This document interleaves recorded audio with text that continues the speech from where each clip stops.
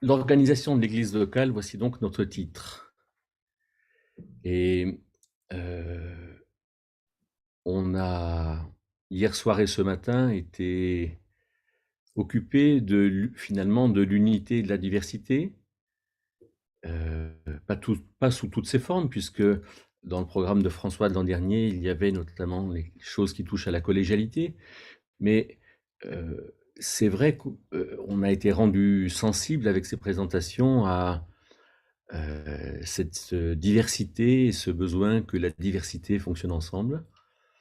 Voici donc quelques réflexions pour voir comment est-ce qu'on peut organiser tout cela, ou en tout cas le vivre d'une manière que Dieu nous appelle à prendre.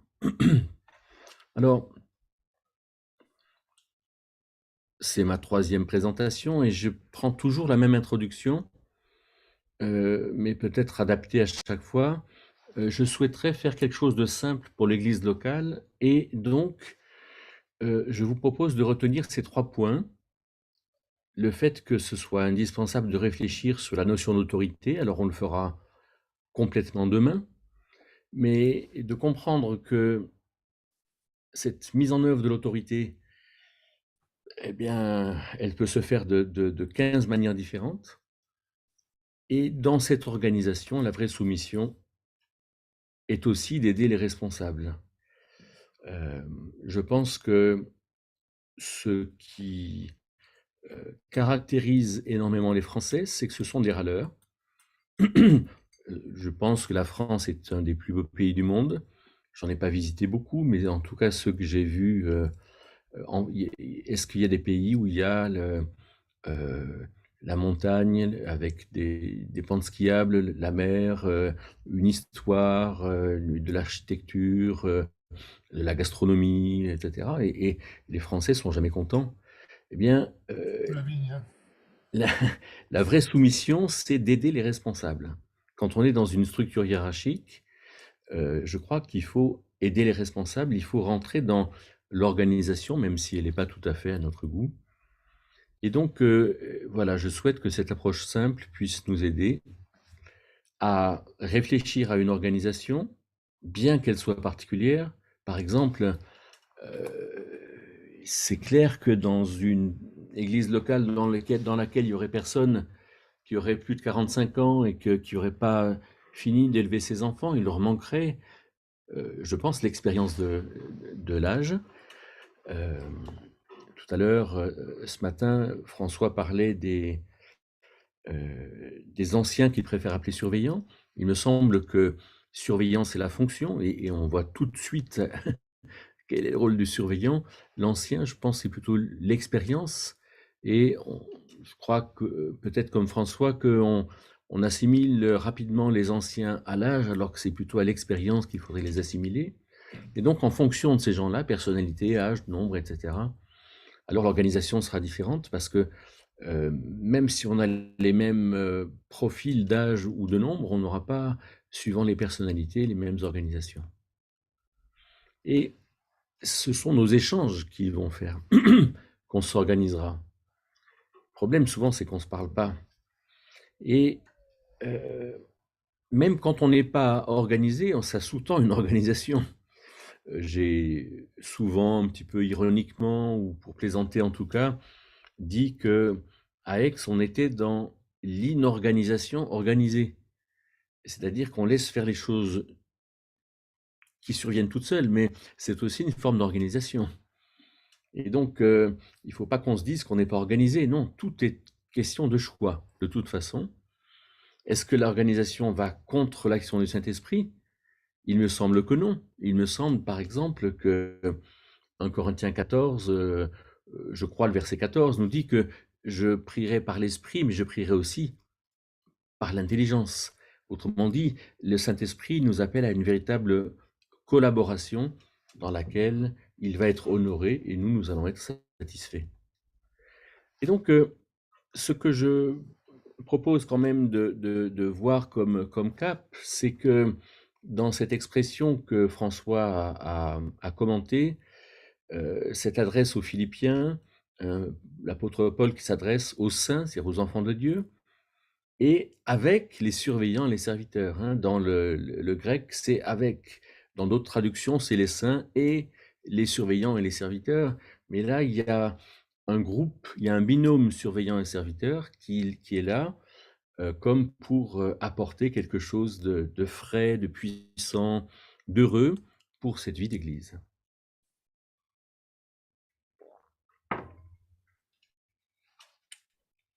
Je propose un plan toujours aussi simple avec cette photo de l'usine à gaz qui me fait bien plaisir. Donc, trois choses. D'abord, voilà, sur le papier, c'est-à-dire quelle est la doctrine de l'église locale, et ensuite, quelle est l'organisation possible et quels bénéfices. Alors, l'église locale, voilà comment est-ce que je la comprends. D'abord, je dirais que la présence de Dieu, heu, c'est l'or, c'est ce qu'il y a de plus précieux. C'est tout, en fait. C'est l'amour, c'est la source de compréhension, c'est, le face à face, c'est le progrès, c'est la répréhension, c'est l'arbitrage, c'est, et même pour l'incrédule, hein, qui est appelé ici simple auditeur, qui arrive et qui, bah, il se rendra compte que Dieu est là, la présence de Dieu. Et donc, je dirais que peut-être l'organisation de l'Église pourrait aller absolument vers ce cap, que la présence de Dieu soit le cap à rechercher, et que après une rencontre, que ce soit une rencontre d'adoration, de prière, d'enseignement, d'information, de chant, etc., qu'on puisse dire Dieu est présent, il s'est passé quelque chose. Après, il y a dans l'Église idéale, il y a des gens qui se convertissent. Je peux dire que je m'y suis converti. J'y ai entendu beaucoup de choses, hein. J'ai été, en Belgique, en Espagne, au Maroc, après à Lyon, à Paris et à Aix, et je peux dire que ma conversion, ma croissance, la discipline, la fraternité, l'amitié et quelque part un projet admis par tous, c'est quelque chose que j'ai vécu.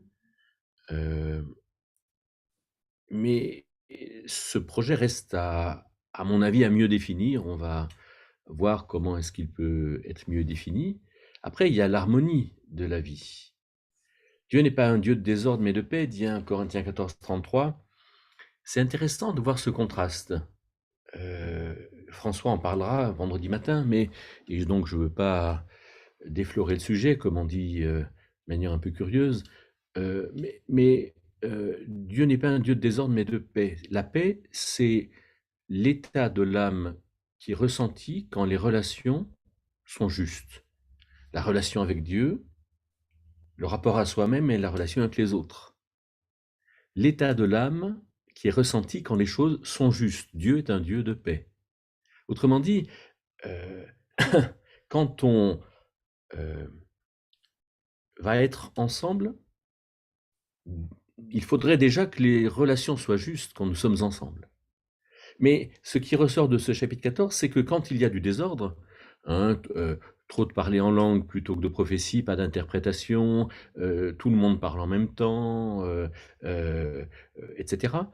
Heu, il y a une dizaine de désordres dans le chapitre 14, eh bien, il semble que ça trouble la relation entre les gens. Vous voyez, c'est intéressant cette vie en harmonie, une organisation qui va faire que on est vraiment bien ensemble parce qu'il y a des petites règles, dont celle du chapitre 14, qui nous font du bien. Vivre en synergie, eh bien, Corinthiens 3,9 dit que nous sommes collaborateurs de Dieu. Autrement dit, nous travaillons avec Dieu. Autrement dit, nous sommes dans l'œuvre de Dieu, et heu, individuellement, nous participons à l'œuvre de Dieu, mais collectivement, nous sommes ensemble participants de l'œuvre de Dieu. Autrement dit, nous travaillons dans la même œuvre, et la synergie, c'est le RJ, c'est le travail, et syn, c'est avec. C'est-à-dire que nous travaillons ensemble dans la même œuvre. Ce qui est absolument incroyable dans certaines réunions de prière, c'est de voir comment nous nous avons du mal à rentrer dans l'œuvre des autres, en fait. Alors qu'il y a une œuvre, et quelque part, voilà un autre cap qui pourrait être dans l'Église idéale. Un autre cap, c'est, de voir comment organiser tout ça, hein, connaître ceux qui travaillent parmi vous. Alors on a l'impression que de toute façon tout le monde travaille et ça sert à rien de les connaître puisque tout le monde travaille. Je suis pas sûr que ce soit si simple. Non, il y a des gens qui font une œuvre pour le Seigneur qui est posée, habituelle, précise, avec certaines personnes et donc il y a des œuvres qu'il faut connaître et il y a aussi des gens qui dirigent et qui avertissent. C'est pour ça que j'ai parlé d'organisation et de conduite. J'y vois là un peu ce binôme. L'organisation, c'est, je dirais plutôt le diaconat, hein, l'organisation du service pour Dieu et puis la conduite plutôt, le rôle des surveillants et donc voilà, peut-être un autre cap du cahier des charges qui serait intéressant d'ailleurs de travailler un cahier des charges, hein. Ça va faire 40 ans que je suis à Aix et nous ne l'avons pas fait. J'espère que ça viendra un jour. Une autre chose, c'est donc de nous sommes collaborateurs de Dieu, mais il y a une construction de Dieu qui est pérenne.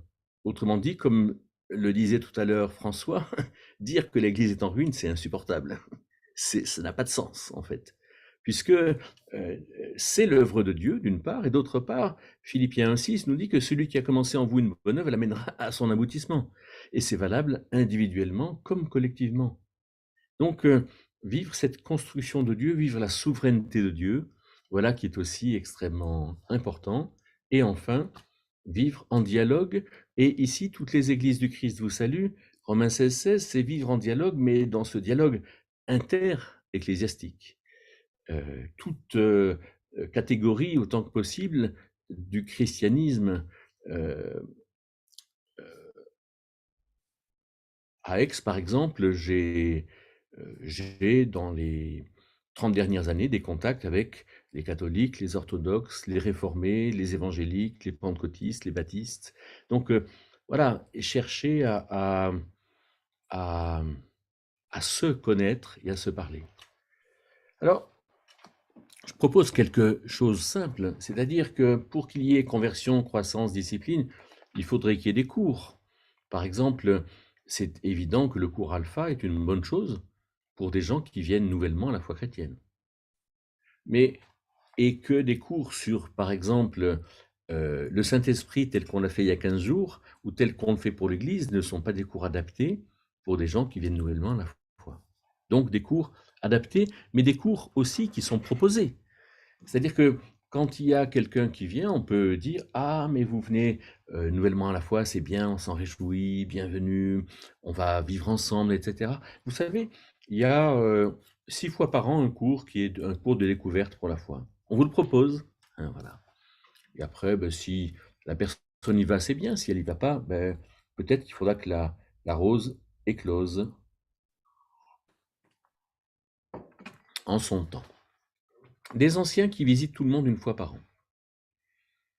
J'ai entendu ça d'un pasteur de l'Église réformée évangélique et j'ai trouvé ça très intéressant. Le pasteur a un devoir de visite au moins une fois par an. Je me demande si c'est pas 2. Et quelque part, pour surveiller, il faut être avec. Il faut écouter, il faut entendre, voilà, il faut qu'il y ait une rigueur et que personne ne soit oublié. Je ne suis pas sûr que ce soit le cas dans nos églises.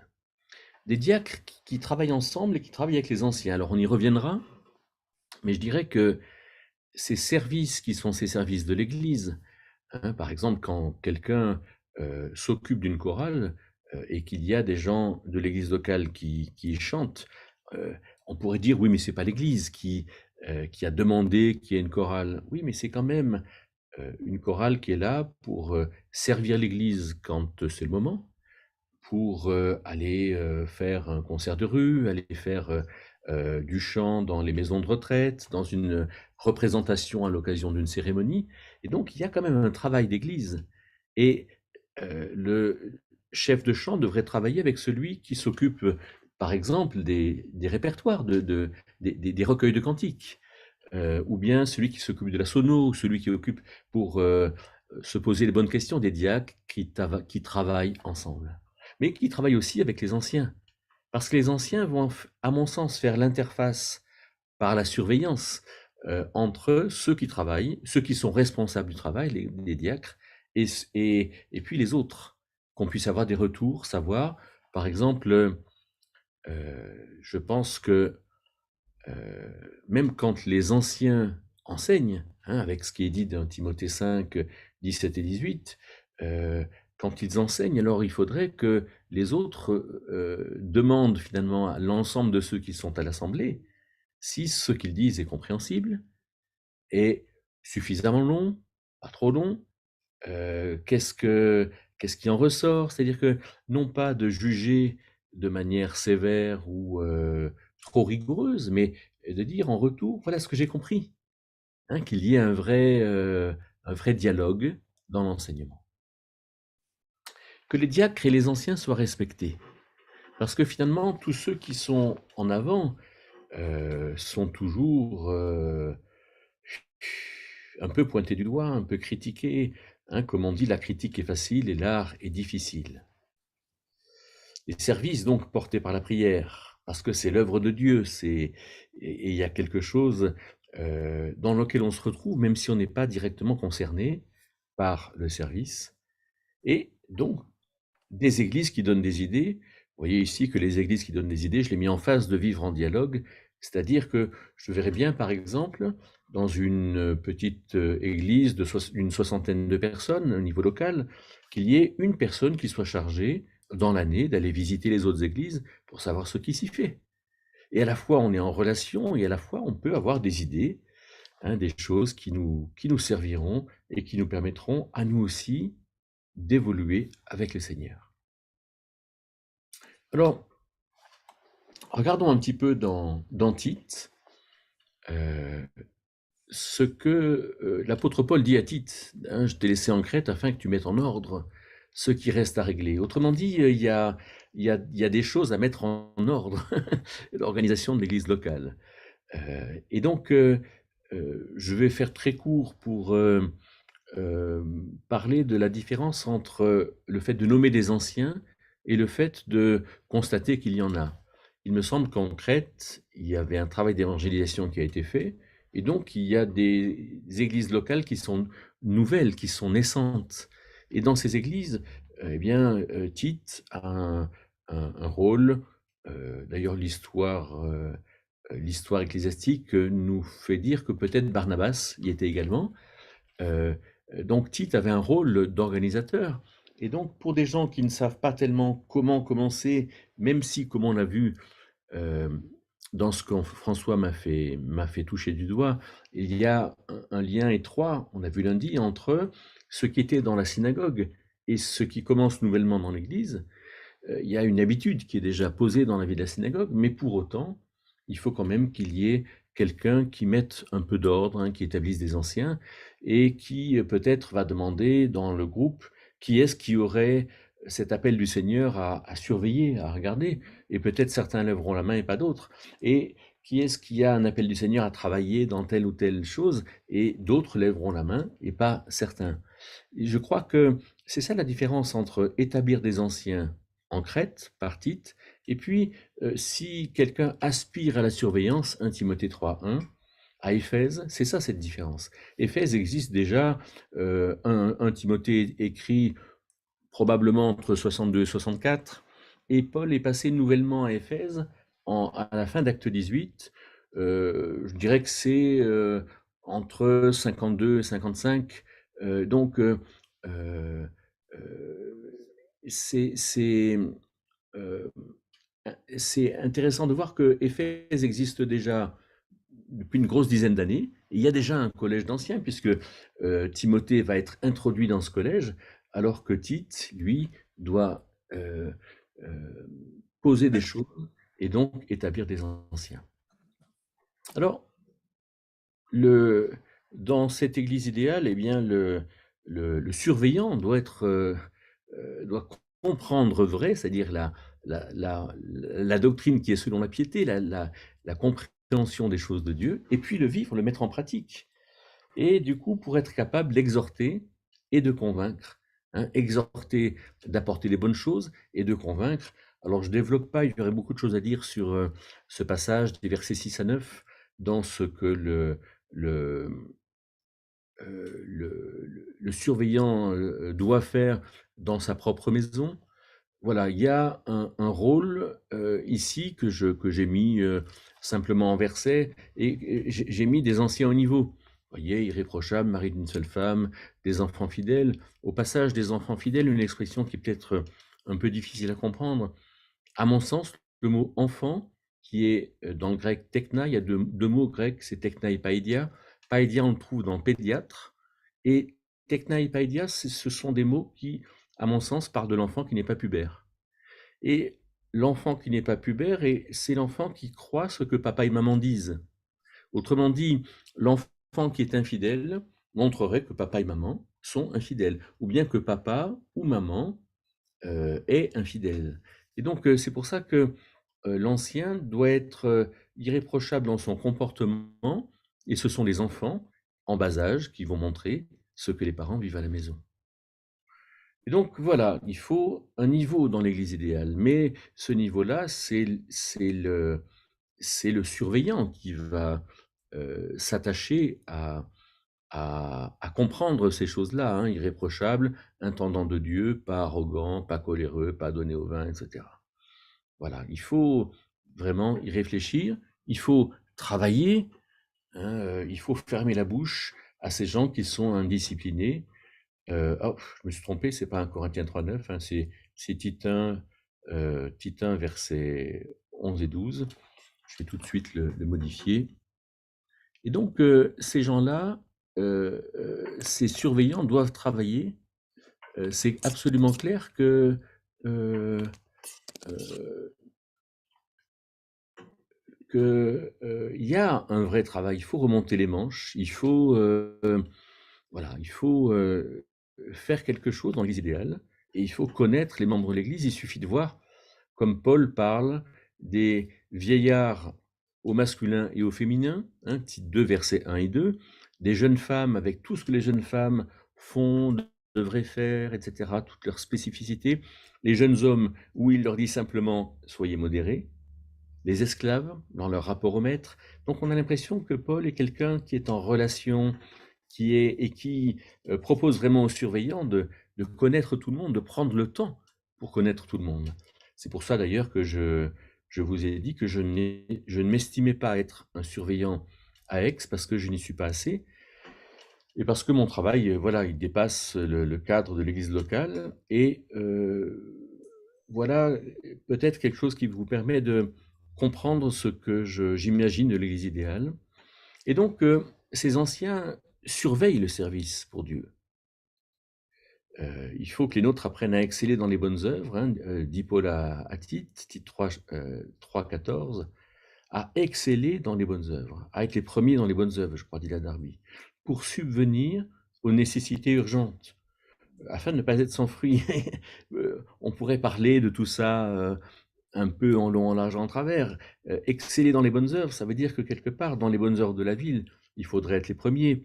Dans les nécessités urgentes, à la fois de l'Église, mais aussi de l'extérieur, il faudrait être présent et savoir quel est notre appel, afin de ne pas être sans fruit, c'est-à-dire que partout, il y a des choses qui sont à faire.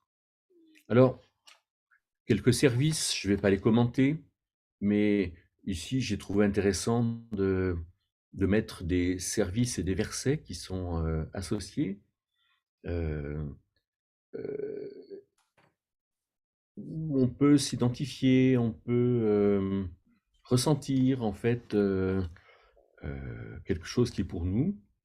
Et notons bien que dans Timothée, les serviteurs sont connus.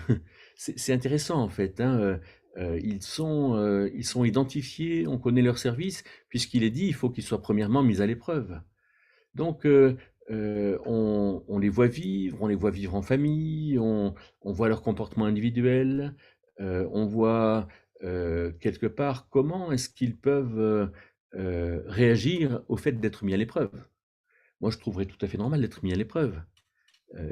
Et voilà, qu'on puisse même tester la susceptibilité. Je trouverais tout à fait normal que à la fin de la semaine, par exemple, vous disiez clairement: «Bah, Guillaume, tu as été trop long, tu as été trop vite, j'ai pas compris ça». C'est ça l'épreuve, en fait, hein, et comprendre dans la mesure où on travaille à apporter quelque chose, comprend là où, on pourrait améliorer quelque peu, et ça, c'est vraiment souhaitable. Voilà ce qui devrait se passer dans l'Église idéale.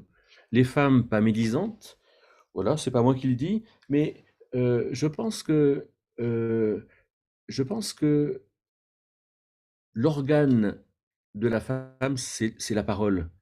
Heu heu, En fait, quand des femmes sont ensemble, elles parlent. Quand des hommes sont ensemble, ils parlent pas forcément beaucoup.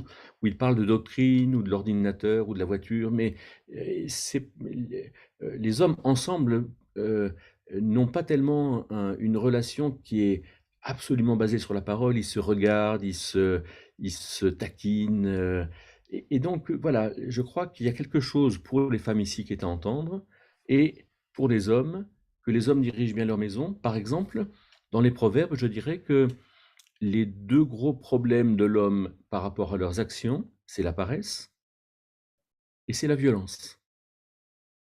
Voilà, et donc et ça, c'est pas pour les femmes, hein.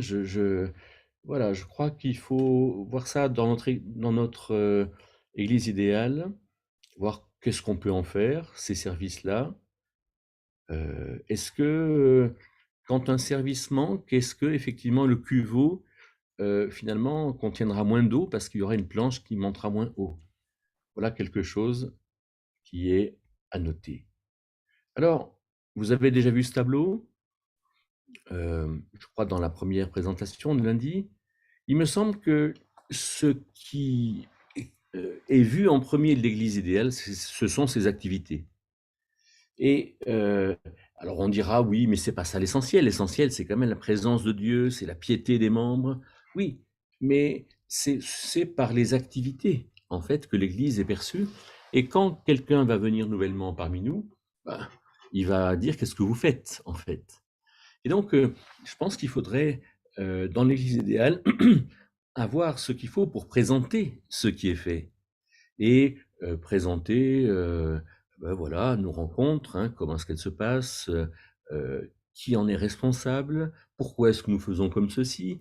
À Aix, par exemple, on chante debout et on prie assis. Bon, et donc voilà, comment est-ce qu'on exerce la bienfaisance? À quoi sert la collecte? Qu'est-ce que c'est que l'évangélisation? Comment est-ce qu'elle est envisagée globalement par l'ensemble?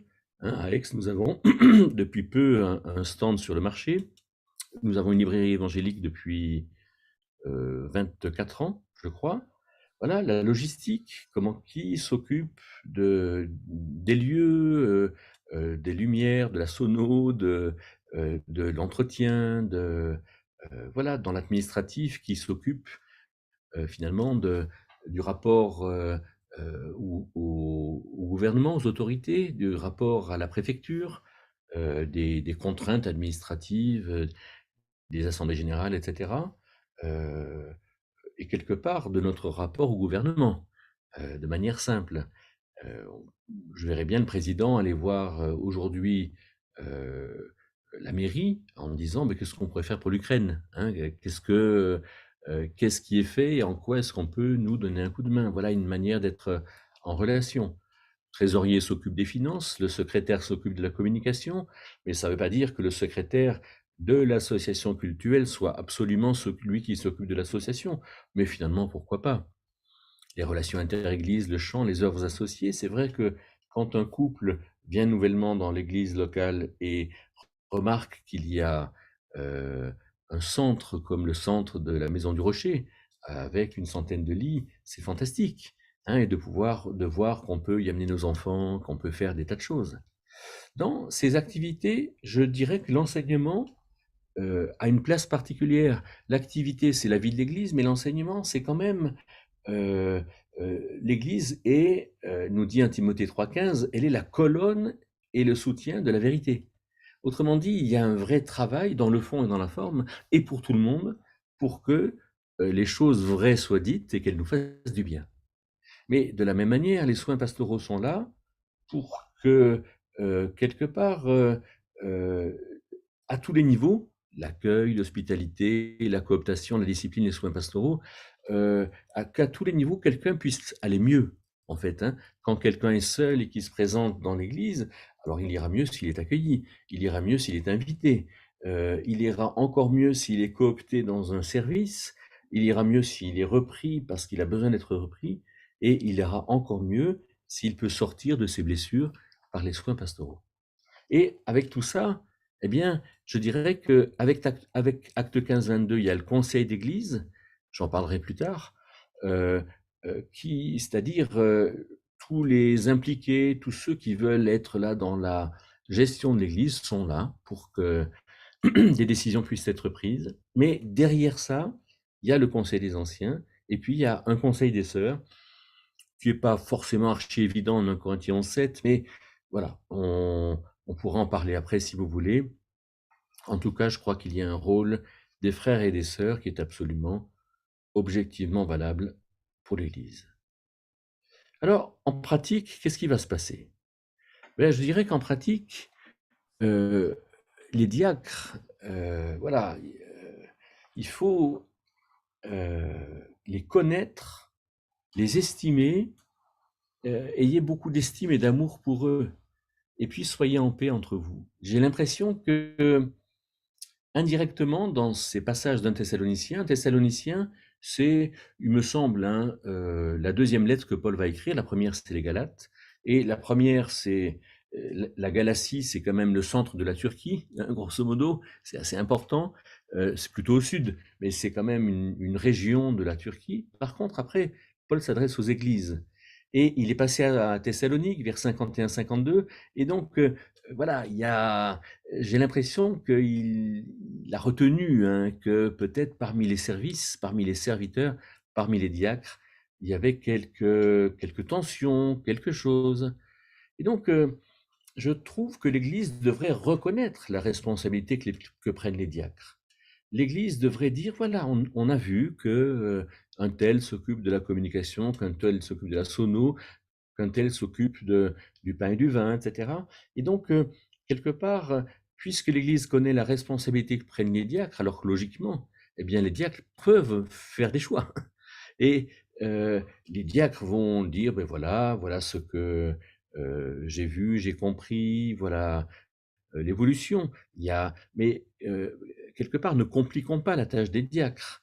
L'Église devrait permettre aux diacres de se former, par exemple pour le chant, de se former pour la sono, de se former pour quelque part les relations avec la mairie, qui sont pas simples, hein, mais de travailler un petit peu à tout ça, et puis de décider. Si celui qui sert aux relations avec la mairie décide de participer à certaines rencontres, il ne faudrait pas forcément que l'Église demande à chaque fois, euh, euh, comment dire, que l'Église donne une autorisation. Non, il faut une liberté aux diacres.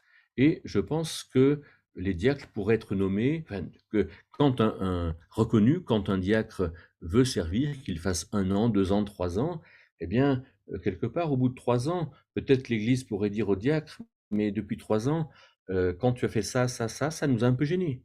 Qu'il y ait un travail d'amour, qu'il y ait un dialogue, un beau dialogue, et qui fait que peut-être le diacre prenne conscience, en fait, qu'il n'est pas tout à fait à sa place.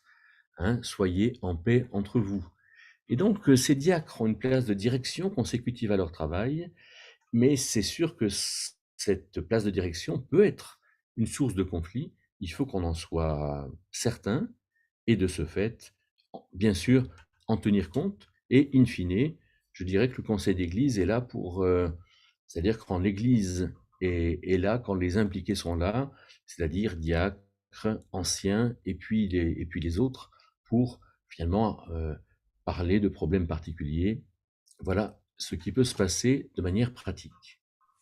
Au niveau ancien, alors, Timothée a été introduit dans le conseil des anciens, il était jeune, hein, Timothée avait probablement, quand Paul donc passe à Derbe et à Lystre, je ne sais jamais si c'est je crois que c'est en acte 16,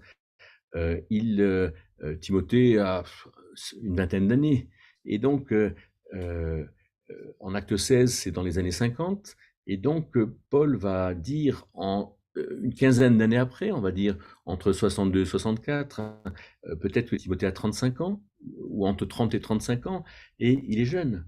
Et il vient faire partie de ceux qui surveillent. C'est intéressant de penser que d'une part, Timothée, il n'est pas dans une situation très facile.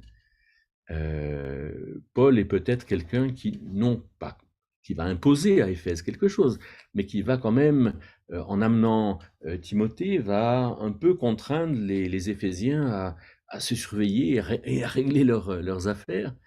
Et donc, voilà, Timothée est accueilli avec l'imposition des mains. Timothée 5, 22 nous montre que l'imposition des mains, c'est le fait d'être d'accord, hein, c'est dire oui, on se serre la pince. Et donc, on est d'accord sur la personne et sur les perspectives. Hein, Timothée est accueilli et il va, lui, avec tout le travail qu'il a pu faire avec Paul, avec sa grande expérience, il a quand même passé une petite quinzaine d'années avec lui, donc c'est pas rien. Il est là pour travailler, mais il rentre par cooptation, par acceptation. Après, donc, il y a ces anciens, vous voyez que les anciens qui président soient jugés dignes d'une double marque d'honneur, surtout ceux qui travaillent à la prédication et à l'enseignement. Notez la différence entre la prédication et l'enseignement. Hein, comme quelque part, la prédication, c'est le fait d'amener une chose qu'on donne. Et je pense que la prédication est plutôt un enseignement de plénière, quelque chose qu'on va donner et qui ira à tout le monde. Parler de l'amour, parler de la patience, parler de la délicatesse, parler de la justice de Dieu, etc. La prédication, alors que l'enseignement, c'est faire une étude, en fait, sur une étude de la Bible. Et je pense que l'enseignement en plénière est quelque chose de délicat. Mais les anciens qui président doivent être jugés dignes d'une double marque d'honneur, et là il est question de salaire, surtout ceux qui travaillent. C'est-à-dire que parmi les anciens, il y en a qui enseignent, et il me semble que c'est là pour nous montrer que l'enseignement devrait être fait par des personnes qui ont digéré ce qu'il fallait comprendre et qui ont eu l'occasion de le mettre en pratique pour vérifier que c'est bien ça. Je ne verrais pas trop que dans l'Église, qu'on puisse commencer à enseigner à 25 ans, à 30 ans. Je crois qu'il y a quelque chose qui est à dire et peut-être plus qu'à suggérer, mais à comprendre. Alors, n'accepte pas d'accusation contre un ancien, si ce n'est sur la déposition de 2 ou 3 témoins. Il me semble que dans ce passage d'un Timothée 5, 17 à 24, il s'agit de l'hygiène ou du ménage fait dans le conseil des anciens.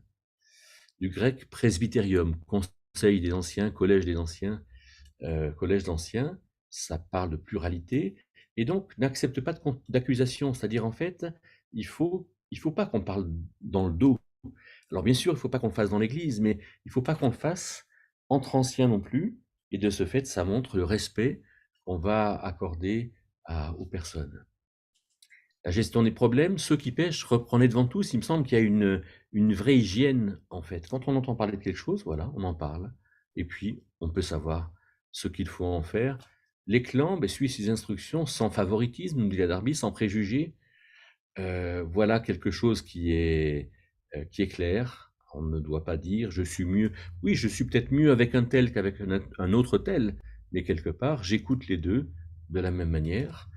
Et donc, les anciens sont dans ce travail de surveillance, et c'est eux qui rentrent dans ce travail. Et je dirais que leur appel vos reconnaissance. Ils n'ont pas besoin d'être reconnus par l'Église pour que l'Église leur permette de faire ce travail-là. Non, ils surveillent et ils disent, je crois que là, il y a quelque chose de très, très important, mais qui reste quand même très délicat. Il faut quand même que l'Église affirme qu'il y a des gens qui surveillent, puisque, quelque part, ceux qui sont concernés l'ont vu comme ça. La surveillance est un travail d'équipe, c'est ce qu'on voit dans ces passages. Adapté à la taille de l'Église, je dirais que s'il y a 70 personnes à aller visiter dans l'année, si l'ancien en visite, allez, on va dire une par semaine, alors quelque part, il pourra en visiter 50 dans l'année. Donc, c'est intéressant de voir comment, finalement, le nombre d'anciens est à voir avec la taille de l'Église, me semble-t-il. La cooptation ne pose les mains sur personne avec précipitation, c'est-à-dire c'est l'imposition des mains, et ne t'associe pas au péché d'autrui. Autrement dit, l'imposition des mains est quelque chose qui fait participer au péché d'autrui s'il en fait. Si on dit trop vite je suis d'accord, alors on pourrait être d'accord avec quelque chose qui ne convient pas. C'est pour ça que la charge d'ancien est délicate, avec à la fois ce rapport entre anciens et puis cette cooptation qui est quelque chose de délicat. J'aime bien ce dernier passage dans ce paragraphe. Les péchés de certains hommes sont évidents avant même qu'on les juge, mais chez d'autres, ils ne se découvrent que par la suite. Autrement dit, il faut de la patience, il faut laisser du temps, il faut euh, travailler ensemble et les choses se découvrent de toute façon. Et donc, voilà de quoi être, voilà une photographie de ce que peuvent être les anciens de manière pratique dans l'Église. Et il me semble que dire in fine qu'ils ne sont pas décisionnaires et que la décision appartient au conseil d'église, c'est très important, même s'ils y participent. Non, ce sont des gens qui font une œuvre belle, une œuvre bienveillante, une œuvre de surveillance, une œuvre qui est très utile pour l'Église. Alors, j'ai parlé plusieurs fois du conseil d'église, et voilà ce que je propose pour ce conseil d'église, une rencontre dont les dates sont fixées. J'ai mis trimestriel pour prendre un exemple, mais on peut convoquer ce conseil d'église sur demande, où tous ceux qui sont impliqués viennent, en fait. Ceux qui veulent, ceux qui proposent que l'église soit plutôt comme ceci ou comme cela. Et donc, les diacres et les anciens doivent être là. On doit y argumenter de manière explicite avec le secrétaire, le modérateur, l'ordre du jour et à mon semble le vote à la majorité. On pourrait en discuter, mais pourquoi le conseil d'église? Mais je crois pour parler des choses qui touchent particulièrement à l'église. Et on le verra dans la question d'autorité demain matin. Il y a des choses, par exemple, quand l'église veut changer de nom, il faut que tout le monde soit sollicité, qu'on puisse en parler ensemble, qu'on puisse entendre les arguments. Et je crois qu'il ressort quelque chose de cette rencontre qui va faire que chacun pourra s'exprimer et que l'Église pourra aller dans le choix ici ou là, mais en tout cas, il y aura une dynamique, une belle dynamique. Alors, cette organisation de l'Église, finalement, elle passe, comme je le disais au début, par la réflexion sur l'autorité, par cette possibilité de choisir et d'avoir des responsables considérés, compétents. Après, quel est le mode d'autorité? Personnellement, je préfère bien le collégial. Le pyramidal, c'est dans les églises où il y a un pasteur. Souvent, c'est le pasteur qui décide, bien que dans le conseil presbytéral, il soit avec le conseil et que le conseil, in fine, ait autorité sur lui. Mais on pourrait dire que dans le catholicisme, c'est largement pyramidal, le curé décide de tout, mais chez les réformés, c'est synodal. C'est-à-dire que Hodos est dans le même chemin. Et donc, les églises vont marcher dans le même chemin. Et donc, il y a des formes d'autorité différentes à l'église locale de le définir et d'avoir ses responsables qui sont, vous voyez, considérés compétents, capables, mais quand même qui rendent conseil, qui ne sont pas livrés à eux-mêmes. Les choix, finalement, sont appréciés par l'Église. Alors, je rappelle que, d'après ce que je lis dans la Bible, il n'y a pas de femmes dans le Conseil des Anciens, mais par contre, il y en a dans le Conseil d'Église. C'est l'Église qui se réunit. Ces responsables peuvent être tout à fait présents, mais pour une durée déterminée. Hein, ils peuvent dire, bah, tiens, pendant 3 ans, je vais m'occuper du chant, je vais m'occuper de l'évangélisation, du rapport, etc. Et là, l'autorité est finalement partagée entre diacres et anciens parce qu'il y a, dans un sens, une autorité qui est bienveillante pour mettre en œuvre ce qu'il faut pour le service et une autorité bienveillante pour surveiller, avoir un regard objectif, extérieur, plus neutre,